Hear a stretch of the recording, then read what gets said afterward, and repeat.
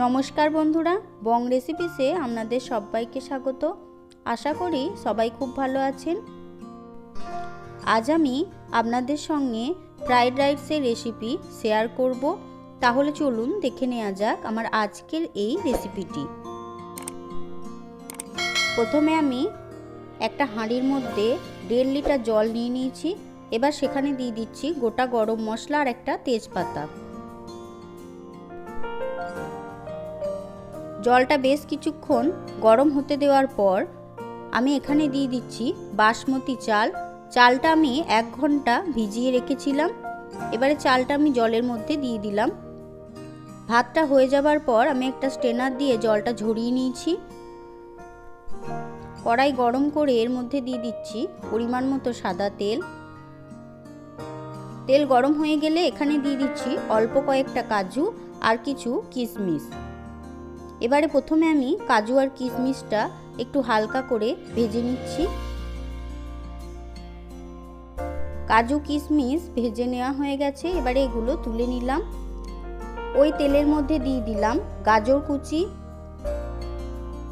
দিয়ে দিলাম অল্প কয়েকটা ক্যাপসিকাম,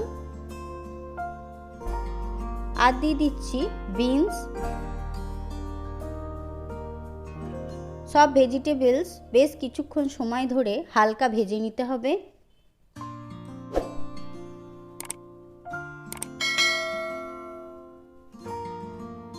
ভেজিটেবলসগুলো হালকা ভেজে নেওয়া হয়ে গেছে।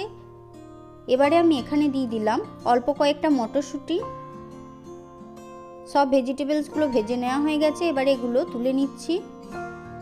ওই কড়াইয়ের মধ্যেই দিয়ে দিচ্ছি 1 টেবিল চামচ ঘি।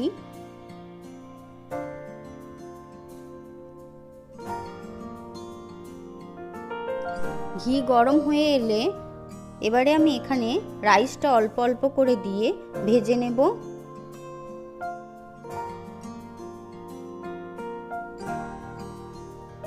অল্প একটু রাইস দিয়ে দিলাম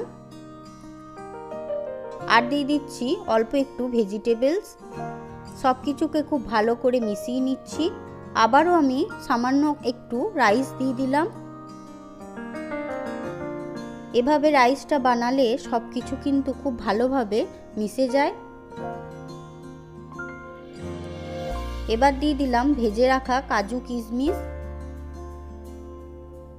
খুব ভালো করে সব কিছু নাড়াচাড়া করে মিশিয়ে নিচ্ছি।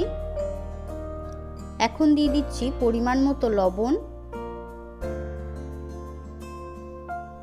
আর দিয়ে দিলাম স্বাদ অনুযায়ী চিনি। মিষ্টিটা আপনারা অবশ্যই আপনাদের পরিমাণ মতো দেবেন।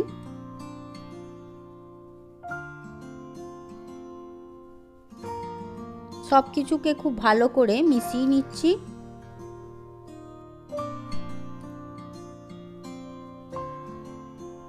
দেখুন ফ্রাইড রাইসটা একদমই ঝরঝরে তৈরি হয়েছে। এবারে আমি এটা গরম গরম সার্ভ করে দিচ্ছি। আপনারাও বাড়িতে এই রকমভাবে ফ্রাইড রাইস রেসিপিটা ট্রাই করতে পারেন। আশা করি আমার আজকের এই রেসিপিটা আপনাদের ভালো লেগেছে। রেসিপিটা ভালো লেগে থাকলে ভিডিওটিতে অবশ্যই একটা লাইক করবেন, কমেন্ট করবেন, ভিডিওটা শেয়ার করার অনুরোধ রইল। সকলে ভালো থাকবেন, সুস্থ থাকবেন। ভিডিওটা দেখার জন্য ধন্যবাদ।